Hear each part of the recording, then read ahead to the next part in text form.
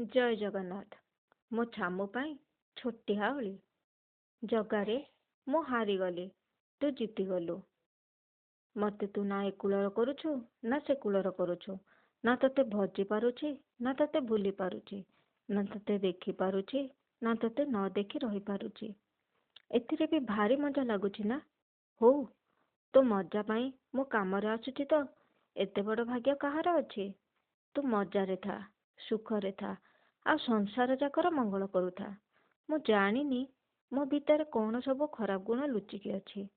ମୁଁ ଜାଣିନି ମୁଁ କେବେ କାହାକୁ କଷ୍ଟ ଦେଇଛି। ହେଲେ ତୁ ତ ଜାଣିଛୁ। ତୁ ଜାଣିଛୁ ନା ମୋ ଭିତରେ କ'ଣ ସବୁ ଖରାପ ଗୁଣ ଅଛି। ମୁଁ କେବେ କାହାକୁ କ'ଣ ପାଇଁ କଷ୍ଟ ଦେଇଛି। କିନ୍ତୁ ଖାଲିରେ ତ କାହାକୁ କେବେ କିଛି କଷ୍ଟ ଦେଇନି। ମୋତେ ବି ଭାରି କଷ୍ଟ ହୁଏ ଯେତେବେଳେ ମୋତେ କିଏ ବାଧିଲା ଭଳି କଥା କହେ। ଜଗା, ତୁ କହ, ତତେ କ'ଣ ବାଧେନି ମୋତେ କଷ୍ଟ ହେଲେ? ମୋତେ କିନ୍ତୁ ଭାରି ବାଧେ, କାରଣ ମୁଁ ମନ ମନ୍ଦିରରେ ତତେ ପରା ଜାଗା ଦେଇଛି। ମୁଁ ଭାବେ ମୋତେ କିଏ କ'ଣ କହିଲେ, ମୋ ମନକୁ କଷ୍ଟ ହେଲେ କାଳେ ତତେ କଷ୍ଟ ହେଉଥିବ। ମୁଁ ଚାହୁଁନି କାହାର କିଛି ଖରାପ ହେଉ। ସମସ୍ତେ ଭଲରେ ରୁହନ୍ତୁ, ସମସ୍ତଙ୍କର ମଙ୍ଗଳ ହେଉ। କାରଣ ମୁଁ ଜାଣିଛି ସବୁ ପରା ତୋର ଲୀଳା।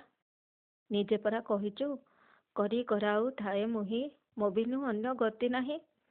ତେଣୁ ତୁ ଯାହା କରୁଛୁ କରେ। ମୋତେ କଷ୍ଟ ଲାଗିଲେ ସହିବା ପାଇଁ ଶକ୍ତି ଦେ, ଆଉ ସୁଖ ବେଳେ ତତେ ଟିକେ ସୁମରିବା ପାଇଁ ଭକ୍ତି ଦେ। କ'ଣ କହୁଛୁ ଜଗା? ମୋର ଏତିକି ଅଳି ରଖିବୁନି? ରଖିବୁ ନା? କହ ଥରେ। ଧନ୍ୟବାଦ।